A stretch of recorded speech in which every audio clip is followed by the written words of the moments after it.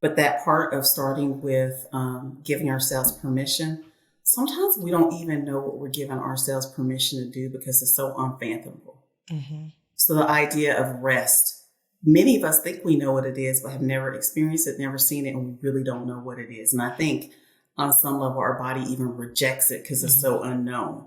So you're sitting on the sofa or you're doing some different things. Girl, you need to get up and do this. Mm-hmm. The to-do list is just right there. Hey, but, and we don't know how to say no because 600 people are asking us to do stuff. So we think that if we're not doing things that are on the job, then I'm resting, but you're really not. Mm-hmm. And so this idea of imagination and world building, seeing other women do it, giving ourselves permission even to be in luxury and not feel guilty about it. Mm-hmm. But we have to start even being able to imagine it because many of us have never even seen it or felt it before. So I'd ask you, Tiffany and Mandi, like, what is it that you had to be able to do to even imagine what it looks like to rest? And one, you already gave yourself permission, but then to do it and to figure out what's working and that it's okay. What did you do?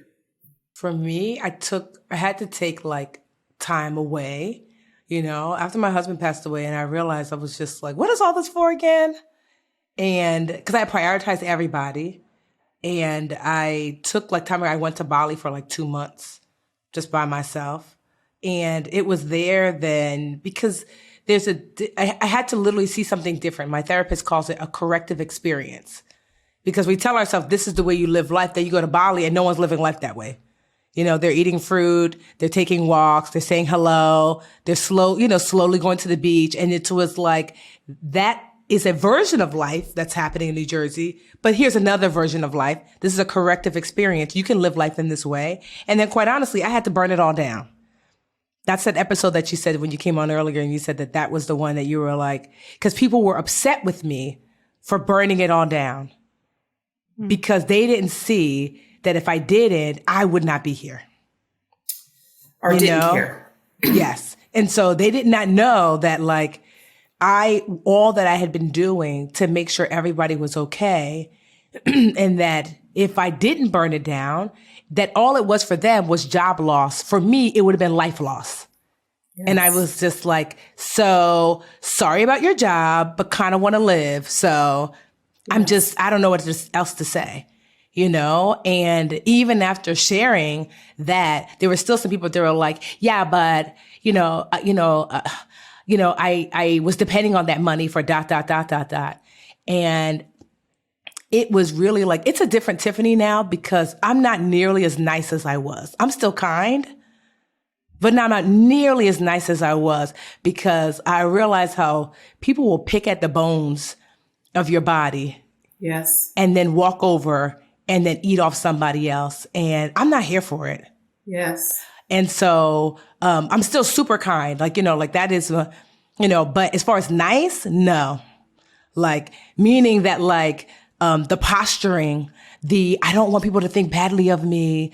Let me behave from this perspective or point of view. So that way on the outside, everyone is like, Tiffany's a good person. No, whatever you think about me, that's your business. I know how I operate. I sleep very well at night. I don't mistreat people. I try my best to navigate from a place of fairness and integrity and in alignment with what I think is best for my people. I don't take more than I give. And so however you perceive me as far as niceness or not, that's not of my concern anymore.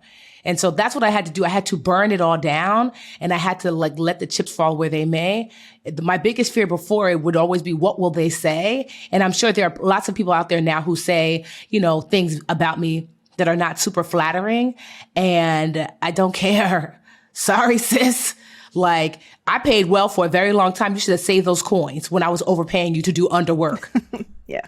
Like, let's speak on it because I promise you, wherever you're working right now, they're not paying what I was paying you because I was doing too much. Tiffany, yes. So I would just tell you that I took many notes from that episode that you did because, it's about community. You want people to have this different experience. You want to do something different, pay people X amount, what have you. And then it was this idea of, yes, I still feel like, we're going to be generous in this way. Yes. But I'm not doing it for your approval. Yes. And this idea, so we talked about one, you got to have give yourself permission to imagine something that's even possible, right? That you may not have ever even seen or experienced. Then you got to give yourself permission. The permission may actually come first to even give yourself permission to imagine, right? And then this other part of this self-worth that you're saying, which is it can't be anchored into what the world thinks or what other people think. Yeah. So that idea of going back into who am I and what's my inspired self? Am I creating a chasm between that, my purpose and my inspired self? Mm-hmm. Or am I actually walking that? Because you're right, that burnout, if we're doing this in terms of pleasing other people, yes, who we're supposed to be, I always talk about it being their agenda. There's a point where we go away from their agenda to our agenda. Yeah. That their agenda is, you need to do this, right? You need to go to this school, work at this place, be this kind of person in the community, whatever that story of origin is for you. You got to dismantle it. And like you said, burn it down. Yeah. What is my story and my, how am I defining success? What does it look like on my terms? And it takes a degree of courage and fearlessness to say, it looks like something I ain't never seen anybody else do. Mm-hmm. Or anybody else say it was okay. Because I know that mama and them or whoever is going to be saying you need to keep that good job or you need to help them people. And you have to be okay creating a new story.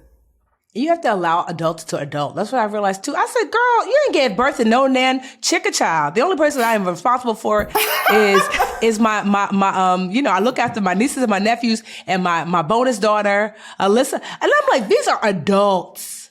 Adults. Let adults adult.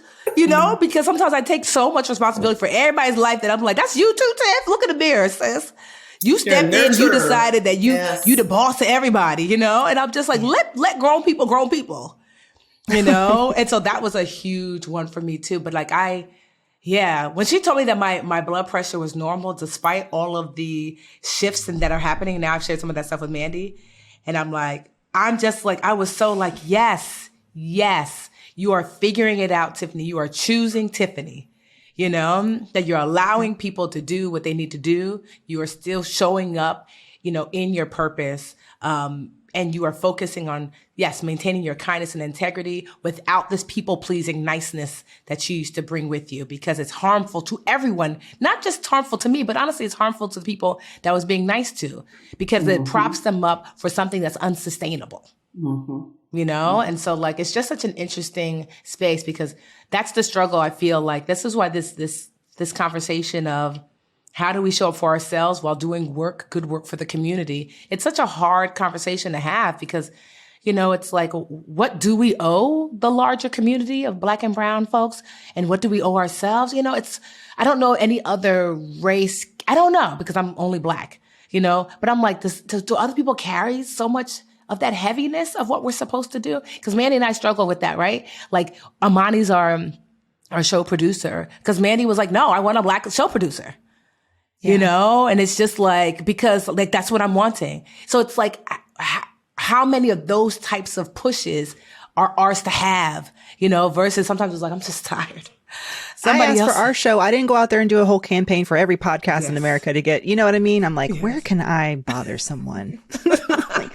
Aiko, when you were asking that question, the first thing I thought of is when I had my son, my wake up call was the intense postpartum anxiety. Like, I needed to rest. Everyone tells you sleep when the baby's sleeping, but I couldn't because of the anxiety, and I couldn't shut my brain off. And, I credit coming up with Tiffany in a way. Like, Tiffany's like my big sis. She's 10 years ahead of me in so many ways. And I've gotten to absorb, and I've listened to everything Tiffany has said. So when I was building my business these past couple of years, I made such great boundaries when it came to my time and my schedule, and charging more so that I wouldn't have to work more, and, all these changes.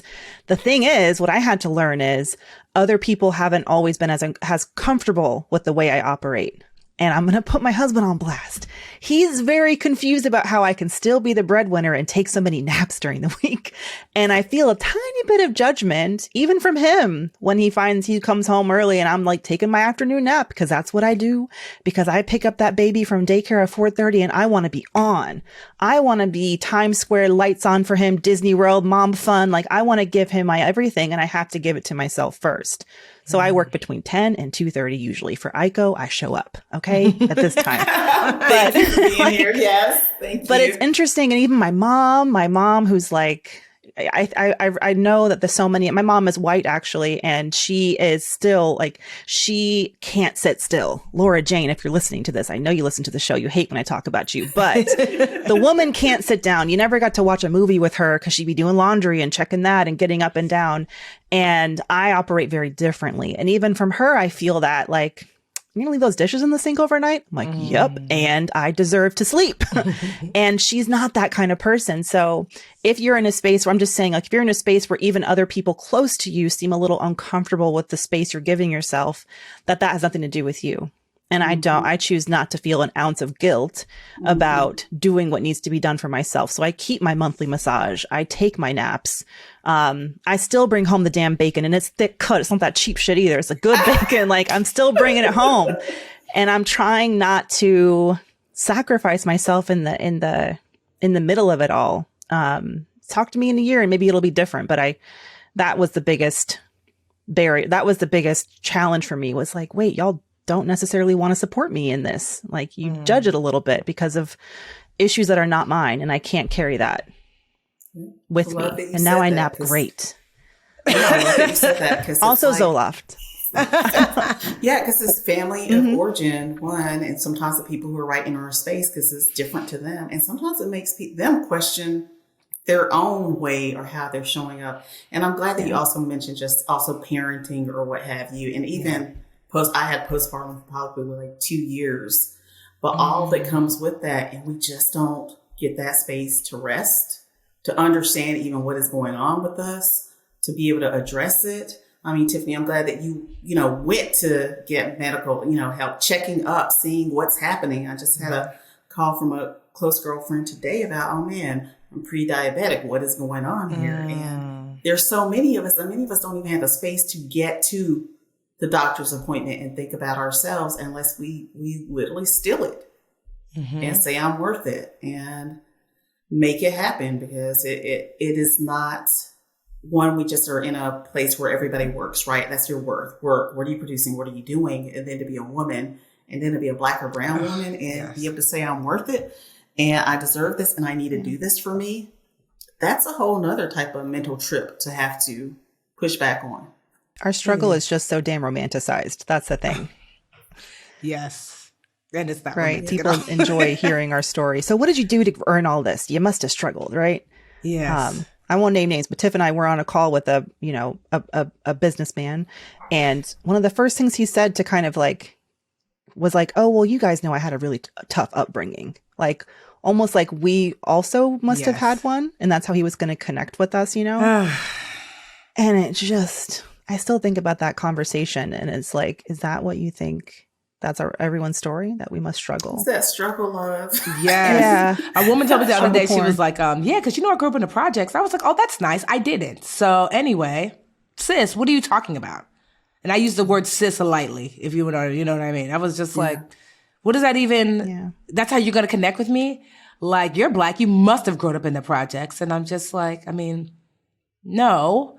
I know, but what does that even, I don't even know if people realize sometimes we just be so tired of y'all sometimes. Like, oh my goodness, we be so tired. I'm like, literally, I had a woman the other day, I was like sitting in a chair, I was taping some show, and she was like, I thought she was doing my hair. She was petting it.